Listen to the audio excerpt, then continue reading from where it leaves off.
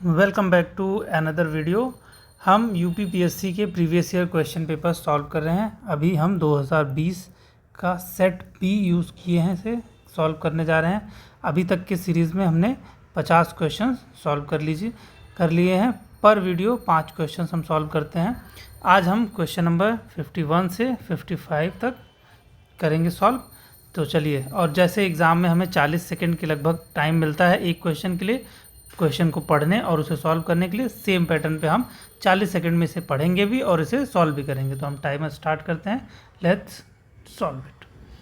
Question number 51, which article of the Indian constitution describe the central vigilance commission? Article 268, article 280, article 276 and none of the above. Hindi में भी पढ़ देते हैं। भारतीय संविधान का कौन सा अनुच्छेद केंद्रीय आयोग का, विजिलेंस आयोग का वर्णन करता है? अनुच्छेद 268, अनुच्छेद 280, अनुच्छेद 276, उपर्युक्त में से कोई भी नहीं। इसका आंसर आयोग ने क्या दिया है वो इस टाइमर के समाप्त होने के बाद में बताऊंगा। ये टाइमर कंप्लीट हुआ 40 सेकंड का। इसका आंसर आयोग ने दिया है डी, यानी नन ऑफ द एबव। और आप कमेंट करके बताइए ये बाकी के तीनों आर्टिकल किससे संबंधित है। चलिए, क्वेश्चन नंबर 51 हम करते हैं और टाइमर हमने स्टार्ट कर दिया 40 सेकंड। आप इसे जल्दी से सॉल्व करके आंसर कमेंट करिए। Consider the following statements about human brain. The brain is responsible for regulating the heart beat.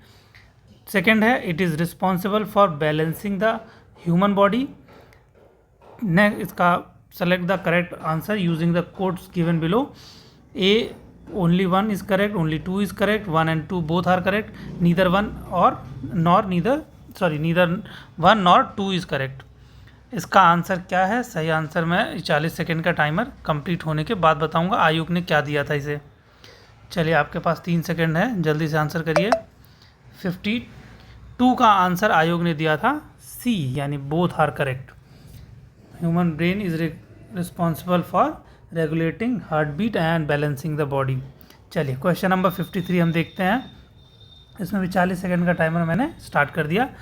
अब इसमें आप इसे पढ़िए। Which one of the following pairs is not correctly matched?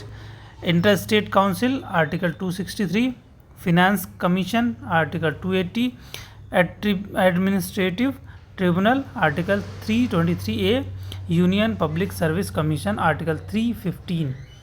सही आंसर क्या है? इसका जवाब आपको इस टाइमर के कंप्लीट होने के बाद पता चलेगा कि आयोग ने क्या आंसर दिया था।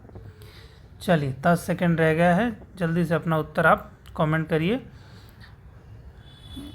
4 सेकंड रह गया, 3 सेकंड, कम ऑन, थोड़ा जल्दी करिएगा अपना आंसर।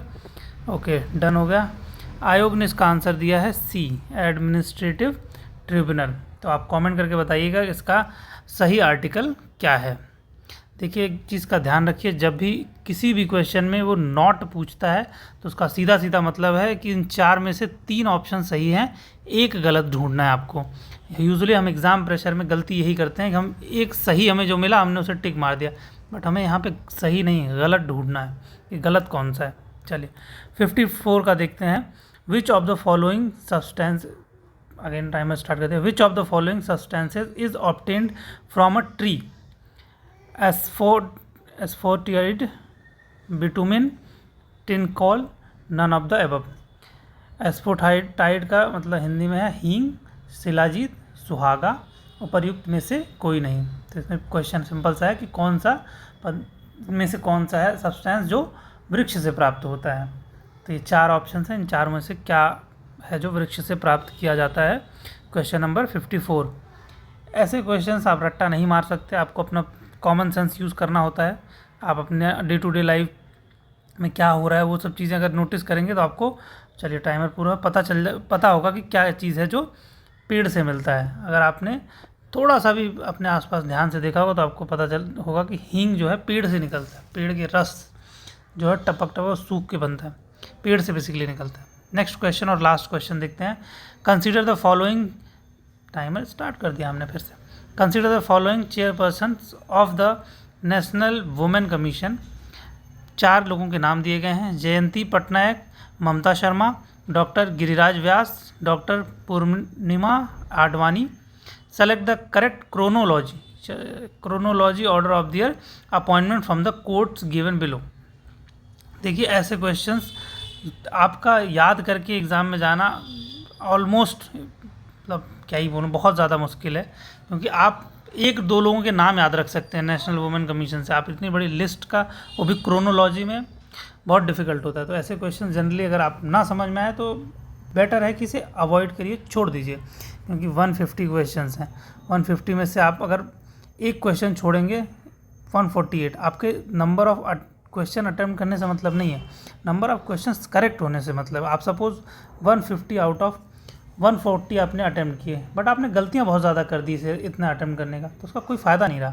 और आपने 150 में से आपने सपोज 120 ही अटेम्प्ट किया, बट आपके करेक्ट होने के जो रेशियो है वो ज़्यादा है, अगर सही आपने ज़्यादा किया है तो ये 120 भी आपको सिलेक्शन दिलवा देगा। तो आप फोकस करिए कि करेक्ट कितना ज़्यादा हो, नंबर ऑफ क्वेश्चंस अटेम्प्ट करने पे फोकस मत करिएगा कि कितने क्वेश्चंस आप अटेम्प्ट कर लें। तुक्का यहाँ नहीं चलता है। यूपीएससी के एग्ज़ाम में वो जो आप लॉजिकल गेसिंग्स होती है वो वहाँ चलता है, यहाँ तुक्का नहीं चलता है। अगर आपको क्रोनोलॉजी पता है तो ठीक है, अगर एक दो का भी नाम पता है तो हो सकता है आप उससे गेस वर्क ले सकते हैं। जैसे अब इसका आंसर आयोग ने दिया है डी 1432, अगर आपको पहले से थोड़ा बहुत आइडिया है तो अलग बात है, अदरवाइज़ इसे सॉल्व करना एग्ज़ाम लाइक कंडीशन में सडनली 40 सेकंड में बहुत डिफिकल्ट होता है। तो जनरली ऐसे क्वेश्चंस को अवॉइड कर लो तो ज़्यादा अच्छा है। बाकी आपकी अपनी जो रिस्क लेने की कैपेसिटी है वो उस पर भी डिपेंड करता है। चलिए अब इस वीडियो को यहीं समाप्त करते हैं, मिलते हैं अगली वीडियो में, तब तक के लिए जय हिंद जय भारत।